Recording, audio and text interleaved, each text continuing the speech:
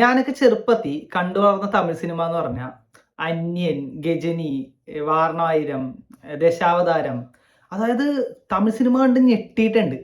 ഒരേ സമയം ഭയങ്കര ഗ്രാൻഡ്യൂർ ആയിട്ടുള്ള ഇപ്പൊ ശങ്കർ ലെവൽ ഹൈടെക് പടങ്ങൾ മുതൽ ഭയങ്കര എക്സ്പെരിമെന്റൽ ആയിട്ടുള്ള ഭയങ്കര വെറൈറ്റി സബ്ജക്ട്സ്, കണ്ടന്റ് ഡ്രിവൺ ആയിട്ടുള്ള അങ്ങനെ ഒത്തിരി തമിഴ് സിനിമകൾ, എന്തോരം പടങ്ങൾ. ഇപ്പൊ അയൻ, കോ, പിസ, അരുവി, വട ചെന്നൈ, അങ്ങനെ എന്തോരം പടങ്ങൾ.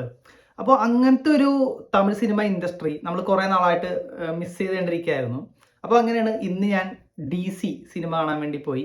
ഡി സി സിനിമയിൽ ലോകേഷ് നന്നായിട്ട് തൻ്റെ ഭാഗം അഭിനയിച്ചിട്ടുണ്ട്. അനിരുദ്ധ് മ്യൂസിക് വെച്ച് സിനിമ നല്ലോണം എലവേറ്റ് ചെയ്തിട്ടുണ്ട്. ഇപ്പോൾ ക്യാപ്റ്റൻ മില്ലറിൻ്റെ ഡയറക്ടറാണ്. അപ്പോൾ സിനിമ പക്ഷേ എനിക്ക് തോന്നിയത് ഒരു ആവറേജ് ആയിട്ടാണ് ഫീൽ ചെയ്തത്. അപ്പോൾ ഇതിൻ്റെ സിനിമയുടെ മ്യൂസിക് സിനിമ ഇറങ്ങുന്നതിന് മുമ്പ് ഭയങ്കര ട്രെൻഡിങ് ഒക്കെ ആയിരുന്നല്ലോ. അപ്പം ബി ജി എം വെച്ച് ഇങ്ങനെ പെടച്ചിട്ടുണ്ട് അനിരുദ്ധ്. സിനിമയാണെങ്കിലും പക്ഷെ ആസ് എ മൂവി, മൊത്തത്തിൽ ആസ് എ മൂവി വോൾ നോക്കി എനിക്കൊരു ആവറേജ് ആയിട്ടാണ് അത് ഫീൽ ചെയ്തത്.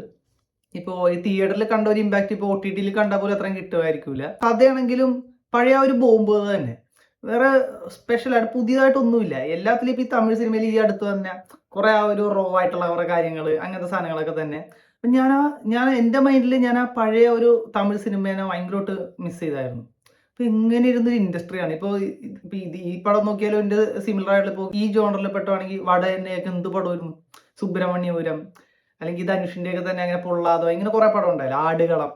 അപ്പോൾ വെട്രിമാറിന്റെ പടങ്ങളൊക്കെ ഇപ്പോൾ ഡി സി എടുത്ത അങ്ങനത്തെ ഒരു സിമിലർ ആയിട്ടുള്ള ടെംപ്ലേറ്റിൽ ഒരു പടമാണ്. നോക്കുമ്പോൾ പുതിയതായിട്ടൊന്നും ഇല്ല. അപ്പോൾ എനിക്ക് ഒരു ആവറേജ് ആയിട്ടാണ് സിനിമ ഫീൽ ചെയ്തത്. മോർ ഓവർ ഞാൻ ആക്ച്വലി തമിഴ് സിനിമയുടെ ആ ഒരു പ്രൈം ടൈമിങ്ങിനെ ഓർക്കായിരുന്നു. എന്തോരം പടങ്ങളായിരുന്നു, കോ, അതൊക്കെ നമ്മളത് കണ്ട പറഞ്ഞത്. അപ്പോൾ ഇതാണ് തമിഴ് സിനിമ. ഇപ്പൊ എന്ന് വെച്ചാൽ ഞാൻ ഇതിന്റെ പോസിറ്റീവ് റെസ്പോൺസ് കേട്ടിട്ട് അങ്ങനെ കാണാൻ പോയി. അപ്പൊ അശ്വന്ത് ഗോക്ക് ഉൾപ്പെടെ ഭയങ്കര അടിപൊളിയാന്നൊക്കെ പറഞ്ഞപ്പോൾ എനിക്ക് കണ്ടപ്പോൾ എനിക്ക് തോന്നുന്നു ആൾക്കാർക്ക് സിനിമ ഇഷ്ടമാകുന്നുണ്ട്.